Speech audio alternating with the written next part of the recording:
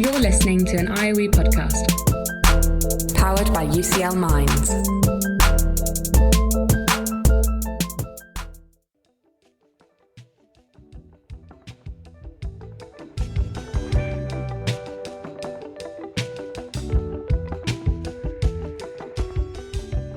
This is Academia et al., the podcast for anyone and everyone, figuring out life in academia.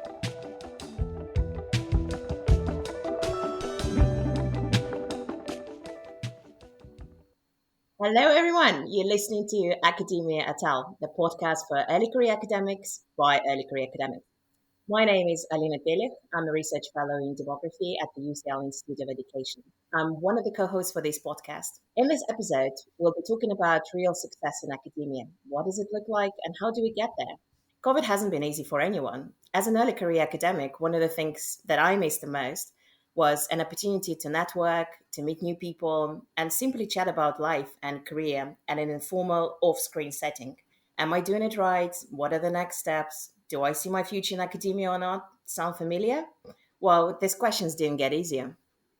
We have two guests joining me today. My first guest is Dr. Jake Anders. Jake is Associate Professor and Deputy Director of the UCL Center for Education Policy and Equalizing Opportunities. His research focuses on understanding the causes and consequences of educational inequality and policies aiming to reduce it. JK is principal investigator of the COVID Social Mobility and Opportunity Study, looking at impacts of the pandemic on the life chances of young people across England. My second guest is Dr. Andre Gauthier, Associate Lecturer and Research Fellow at the UCL IOE Knowledge Lab. Her research investigates how the design of visual media can manipulate the ways in which people think and behave, and how game-based learning environments can help future learning and decision-making. Andre is also currently teaching in MA Educational Technology program, focusing on research methods related to the design and evaluation of multimedia educational tools. Welcome to the podcast. I'm a demographer, and I absolutely love talking to people about their life course and turning points in life. So before we dig into the tough questions, let's start with the basics. Let's start with you, Jake. When did you realize you wanted to be an academic? Oh, it's a good and big and scary question, isn't it? I don't know that there was one particular moment. I feel like it's sort of a series of steps you take that get you deeper and deeper into realizing it's what you want to do. I finished my undergraduate degree and was kind of looking around for what I wanted to do. I had a job, but it wasn't necessarily what I saw myself continuing to do. And I was lucky enough to apply for and get a studentship at the IOE to do a PhD looking at inequality in access to higher education, which is kind of where my research journey began. I carried out that. I don't think I necessarily knew at the outset of that I wanted to stay in academia at the end. But when I came to the end, I found myself, looking for positions that were academia or academia adjacent. I spent some time in a research institute rather than a university before returning back to UCL. But I guess the moment was somewhere in there, wasn't it? I just don't know where exactly it was.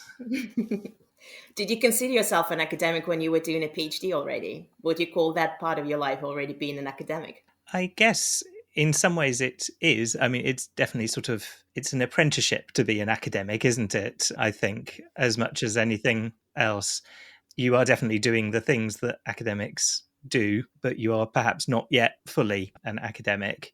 So I think similarly, it's sort of you definitely become one at some point during that process.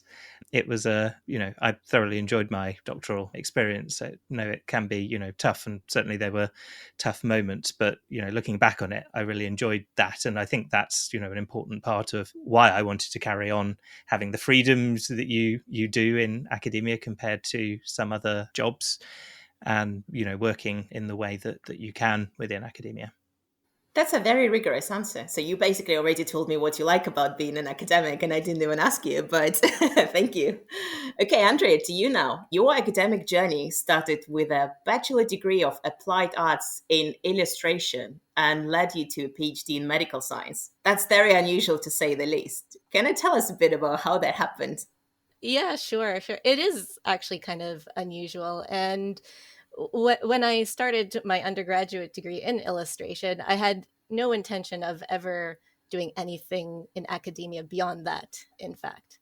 But during my illustration undergrad, I had a teacher who had done her master's degree in biomedical communications, which is essentially an extension of medical illustration. And it kind of came off to me, this might sound kind of cheesy, but it came off to me as a very noble use of artwork, if that makes sense. So I kind of caught that bug of medical illustration and then pursued a master's degree in that, which is actually biomedical communication. And then I caught the research bug when I was in that medical illustration program. Just kind of this curiosity about understanding why we make the design decisions that we do and how those decisions impact how other people perceive and behave and learn from the things that we create. That sounds very exciting. Sorry, you keep mentioning biomedical communicator. I'm not sure that everyone understands what a biomedical communicator actually does. Yeah. So the term biomedical communications stems from this master's degree at the University of Toronto that's called biomedical communications. But what it essentially is medical illustration plus. So it was founded in medical illustration in the beginnings.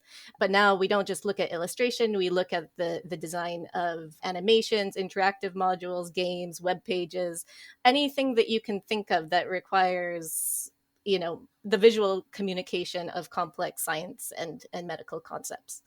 So that is essentially in a nutshell, what biomedical communications is. That sounds very interesting. It's just how I love it. As a demographer, you get people ending up in academia via all sorts of routes. And, the more the merrier. Sounds great. So thank you, Andrea. And now moving on to talk about a bumpy road of academic journey, I want to talk about something that's not being discussed very often, failures, but most importantly, ways to become strong and resilient to failure. Jake, you were involved in a piece of research which showed that parents' support and belief in children's academic ability can actually affect their grades and overall academic success. Do you think something similar happens in academia too? Yes, I think that's probably a good way of thinking. I think it's important in all walks of life, really, isn't it? But failure sort of is brought to the fore by certain aspects of the structure of academia. We go through these rounds where just we're set up to fail, and it is sort of thrust in our face. Rounds of applying for funding, which has a low probability of success, applying to submitting articles to journal which have high rejection rates.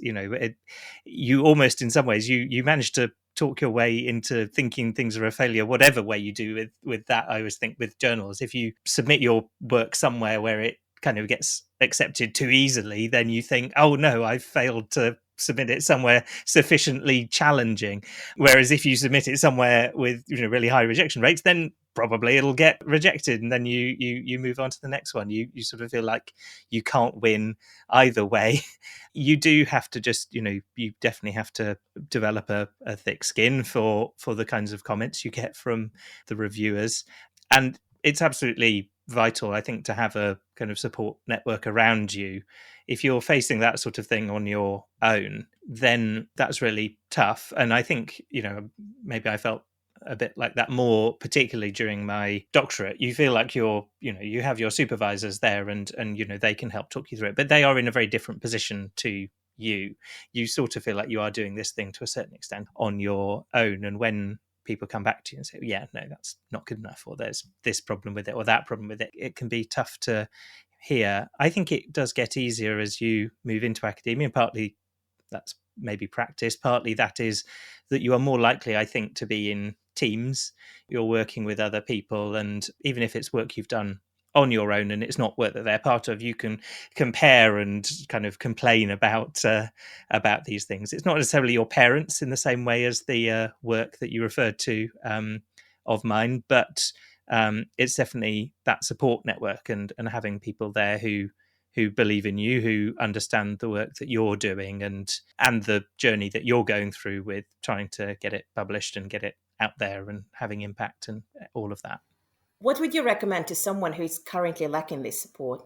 It's a difficult thing to find. I think it's a really important thing for academic communities, academic departments, centres, whatever the sort of relevant structure is, to try and develop. And if it's not something you feel you have where you are, then maybe that's because kind of the community around you isn't the right one for providing that support. That's much easier said than done, and there can be maybe some more direct ways as well, trying to form kind of self-help networks.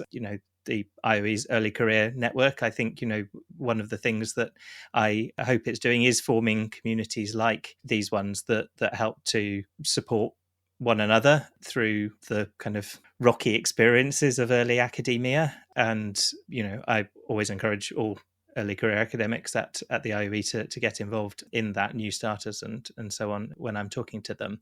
So that creating your networks, finding research communities to be part of are all really important, I think, for helping with that. Thank you. And thank you for promoting the IUE Early Career Network. So for those of you who are listening and don't know what it is, please go and check out.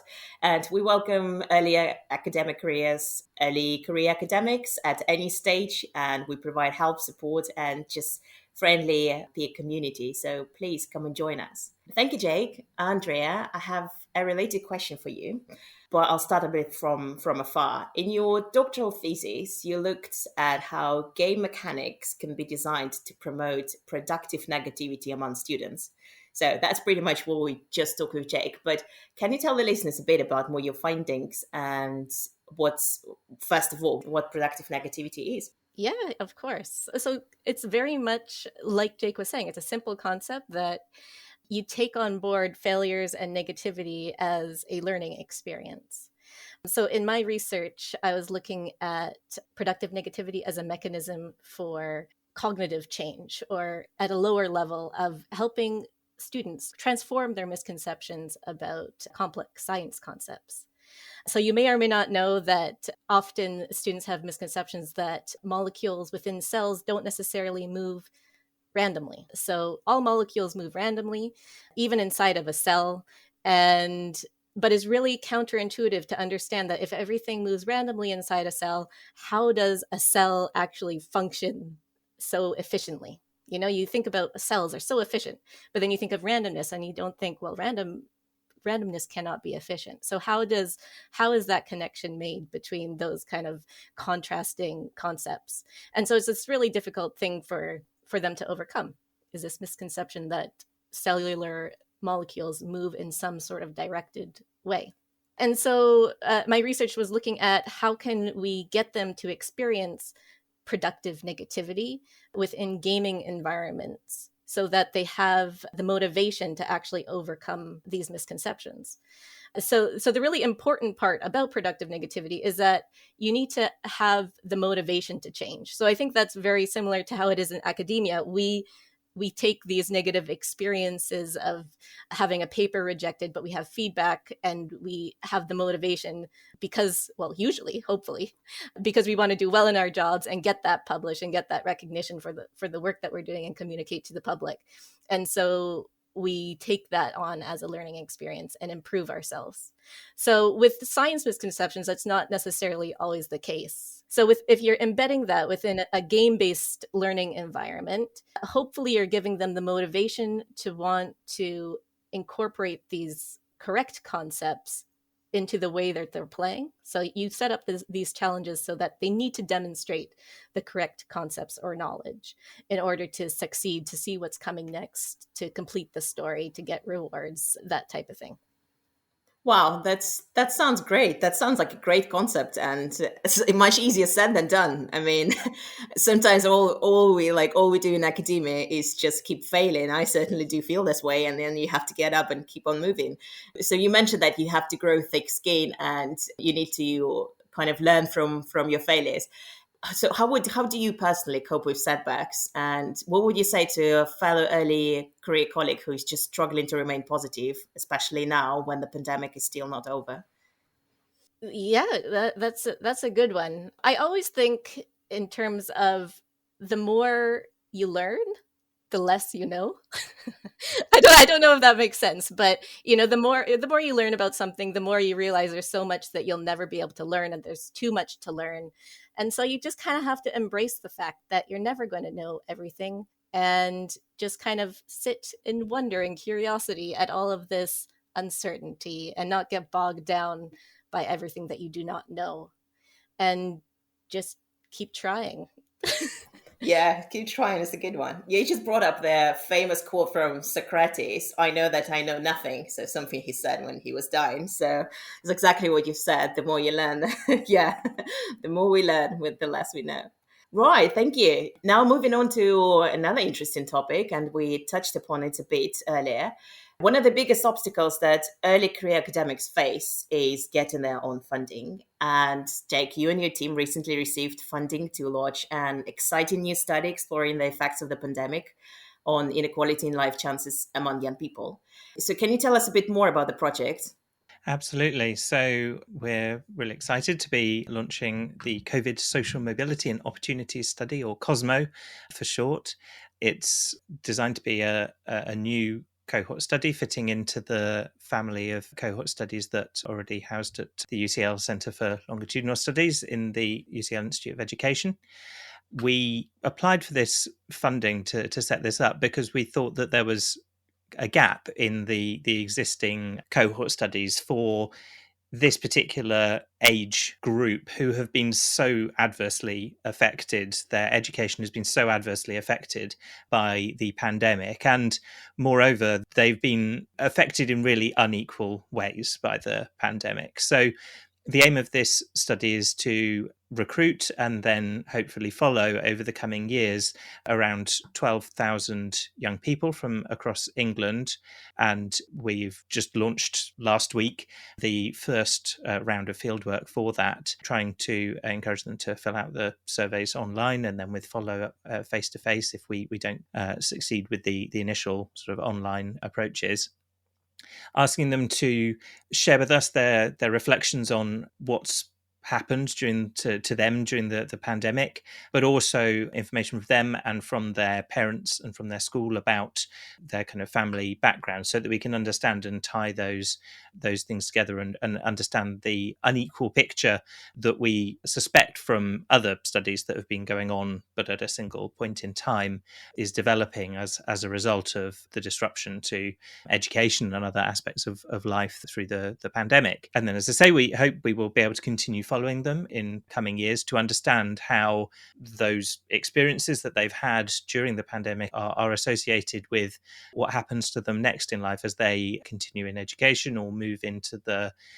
labour market in the coming years. We think it's a really important generation to hear from. They've really shouldered an exceptional proportion of the burden of this pandemic, given that they, in terms of their health risks, they're relatively low for this group, but they've faced extraordinary disruption to their life. And we think it's absolutely vital to understand what's happened to them and the consequences of that, and then further to advocate for policy that will help to address some of the inequalities that are caused by all of this. Absolutely. That's so important. I mean, being a teenager in a regular year is not easy, but in the pandemic and finishing school and thinking about your life careers, like, wow. And great, that's congratulations on the grant again. So something else that I wanted to ask you in the beginning of the podcast and forgotten. So yeah, how did you pick the topic of educational inequalities? So how did that happen? When did you realize that is something that you're passionate about? Yeah, I have always cared about educational inequality. I think the experience that got me particularly interested, as I mentioned, my PhD was looking at inequality in access to university. And one of the reasons why I was particularly interested in that was while I was doing my undergraduate degree, I became quite involved in activities around kind of outreach from university, trying to go into secondary schools and encourage people to apply to university, apply to higher, more competitive universities, those sorts of activities. And, in some ways, I probably did some of that without necessarily fully feeling I understood all of the issues that raised and that were important in terms of, why we would be doing this. Was this the right way of doing things? Was it going to be effective? All of that sort of thing. And I was really passionate about the work, and continue to think that's an important part of the picture of what needs to happen. But I also kind of wanted to understand, what more there was to it than that. The fact that really, a lot of the inequality in access to university builds up at a much earlier stage in the education. I think, by the point of access, but by the point of application to university, it's too late to do a lot for some of the, ways in which young people are selected into to universities. And that was a big part of the studying I did in my doctoral work, was looking at, okay, so what are the inequalities in access to university, and what about when we take into account what GCSEs and so on young people took, the tests they took at age 16, for example, so that we could try and understand a picture of where that inequality was emerging, and perhaps therefore what would be a better ways of targeting this kind of thing. So it started from kind of an interest and a sort of general feeling that this was important, but without fully appreciating all the complexity and issues involved. And I've just become more and more interested in and passionate about the issues the more I have studied and understood the complexity of the situation, and quite how much we need to do in order to tackle these issues.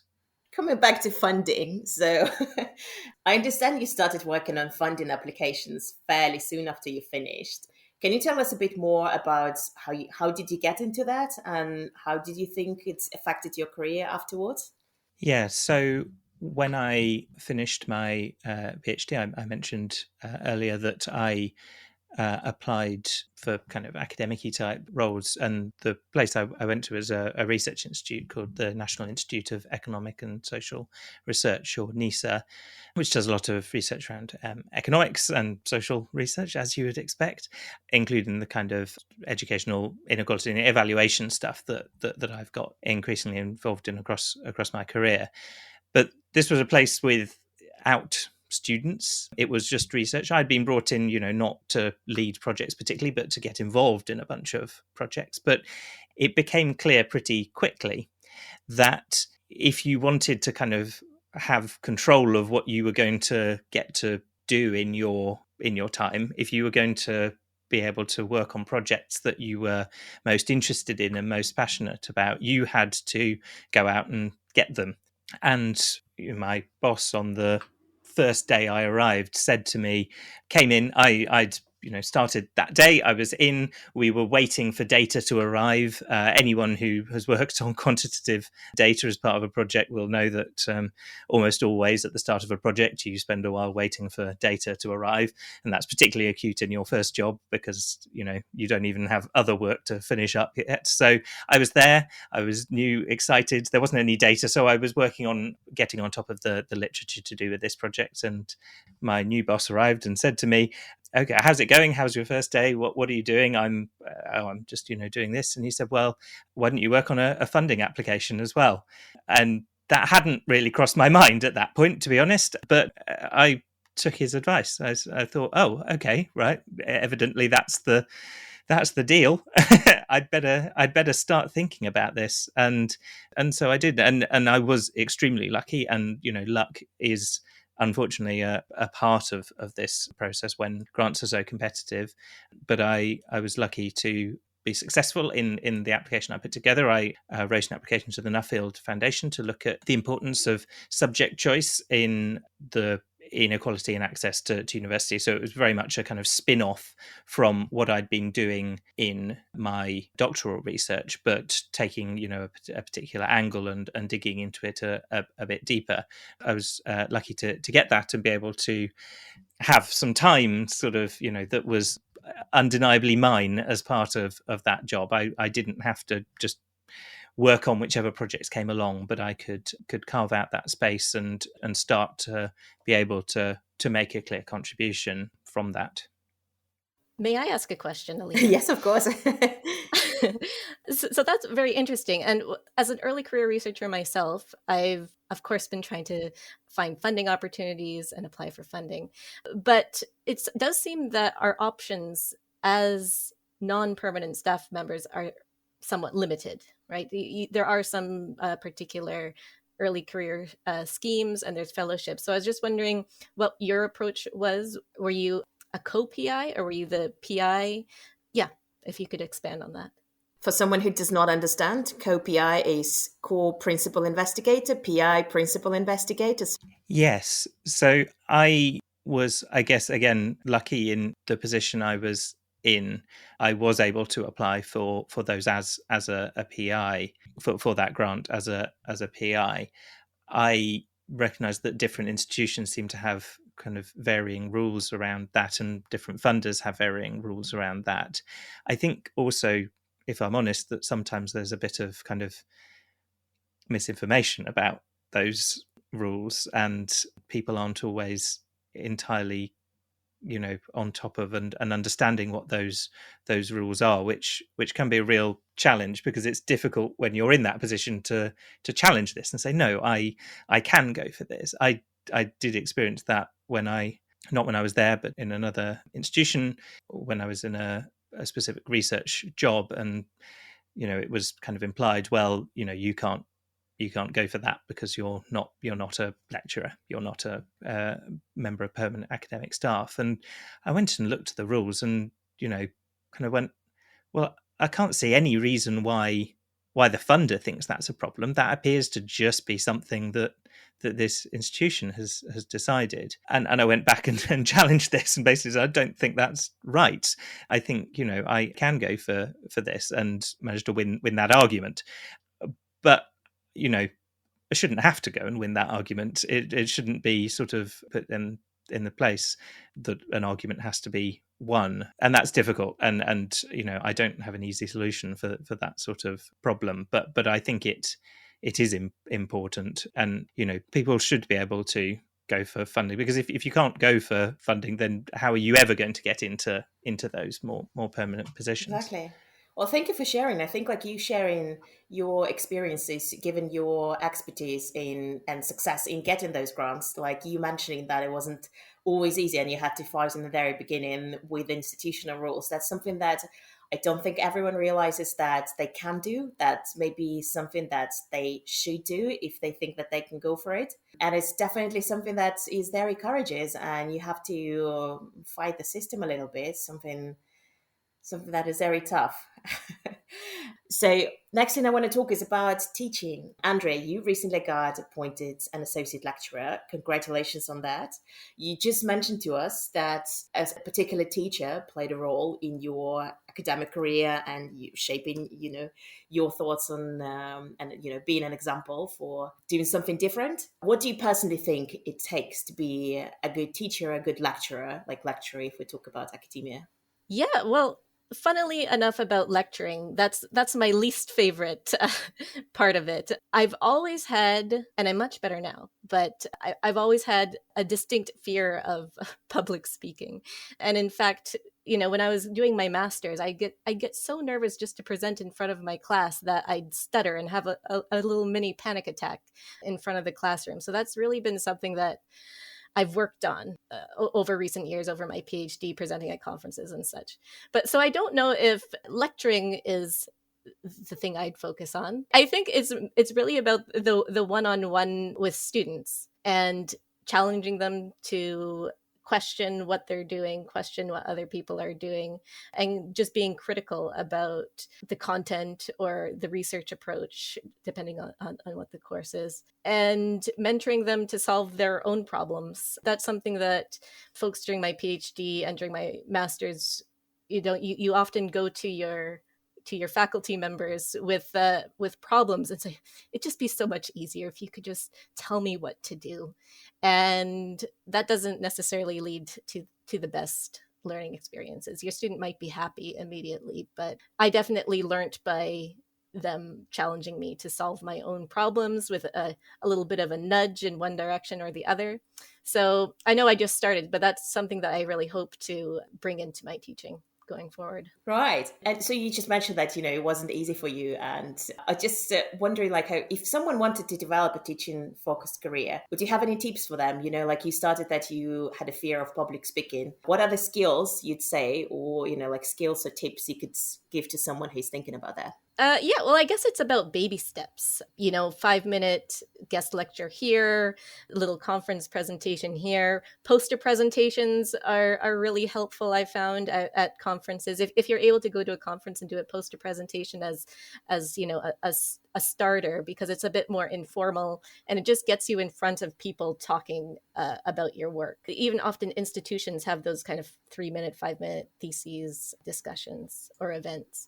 So those, I think, are good opportunities just to get the ball rolling that doesn't involve, giving a big lecture of 20 minutes or even an hour. And then really just when I was thrown into my first lectureship position during my PhD, I was filling in for my supervisor who went on sabbatical, and just being thrust into that position and just having to do it. really just treading, just go for it. Just take any opportunity. Like I was even not scared. I was nervous about doing this podcast today, but you just have to, just launch yourself in, and it tends to always work out. Me too. I mean, I think the motto of our conversation today was just go for it. Find an application, just go for it. Lecturing, just go for it. Just battle your fears.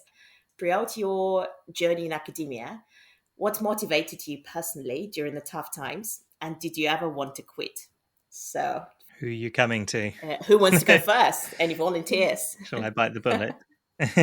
I'm sure there have been, moments where I've thought about quitting. It's generally when, just there is a lot on your plate. You feel like there's just more emails coming in. You can't reply to them as quickly as they are all stacking up, and it's just one thing after another. I hope that's a familiar feeling to other people. It's not just me. But I think slightly what often gets me through in those sorts of situations is it can feel quite crazy, but in a similar way to Andrea was just saying, it's sort of baby steps, isn't it? I find I just keep chipping away at things, and stuff does get done. Stuff does calm down. You need to not look at your emails for a while, concentrate on, really prioritizing what you need to get through, and other stuff can wait a bit. And that's what gets me through it. It sounds like a really mundane solution to it, but I do find that, not focusing on the big picture sometimes is important. Absolutely. And did you ever want to quit? I was thinking about it. As I say, I'm sure there have been dark times, and probably there have been. If there have, I think I've sort of blacked them out. I do enjoy working in academia. If there have been those moments, they have been thankfully relatively fleeting, because most of the time I enjoy academia. I enjoy what freedoms it gives you in some ways, the flexibilities it has compared to some other roles. I really value that, and so I think that if I were to leave, I would probably regret it. So I'm glad that when there have been those times, I've got through them and not dwelt on them too long. Wow, this is one big love to academia. Andrea, can you beat it? So Well, I mean, I've only been working for about just over 2 years now. So during those 2 years, I've not wanted to quit yet.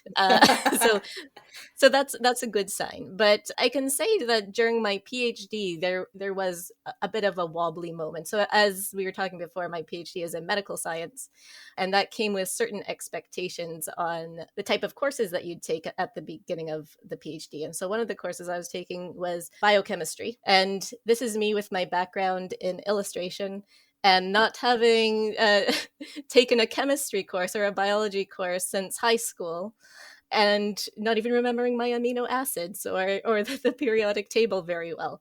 And so that was, if anything, that was an imposter syndrome, an experience of imposter syndrome, being around these people who have done their undergraduate degrees and their master's degrees in this area, and I'm trying to keep up with them. And that was probably the most difficult part of my entire PhD, was just getting through this biochemistry course. It was I won't say it was fun. It was pretty horrible. It was a pretty horrible experience, but it was, again, one of those things you just chip away. It was the worst mark I've ever gotten in my academic career, but nobody sees that. That's all right. I got through it. I learned something and, fulfilled the requirements. So, well, it's productive all turned negativity. out. I think That's that's right. I think that's good advice. Get on to the next thing. No one remembers the marks from earlier. And never again. So learn from this productivity and never again. And the very last thing that I wanted to ask you, Jake, is to prepare a tip of the day for our listeners. What would it be? What I wanted to suggest to people is to remember that your calendar is not just for meetings or for teaching time. I find it really useful to block out time in my calendar to work on particular projects. It's really helpful to make sure that that's protected time for doing research, doing an important core part of the job that otherwise gets eaten into with more and more meeting requests. Excellent tip. Thank you very much, Jake. And Andrea, what would be your tip of the day? Well, my tip of the day relates quite closely to my research, and it's about taking every failure as a learning experience, be it a negative peer review or a failed experiment. These can all teach us something about ourselves and change the way we think about our research and about our teaching. So as Dory says in Finding Nemo, just keep swimming, just keep trying. Just be Dory. That's great. Thank you very much. That's a great one. I thank you very much both for coming here. Thank you for listening to Academia at Al. I'm Alina Pelech, and my guests today were Dr. Jake Anders and Dr. Andrea Gauthier. You can find the link to the Q&A pages for our guests in our show notes and the link to IOE Early Career Network Twitter. Follow us at IOE_Early Career if you have suggestions for content or you want to be a guest on our next podcast. Send us an email at ioe.earlycareer@ucl.ac.uk. Thanks for joining.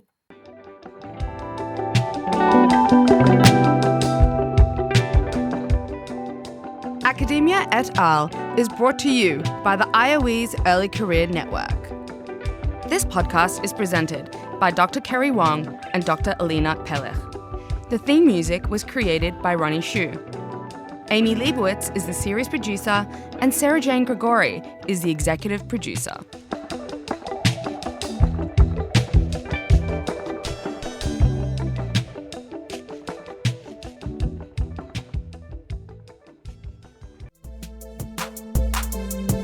Thanks so much for downloading and listening to this IOE podcast.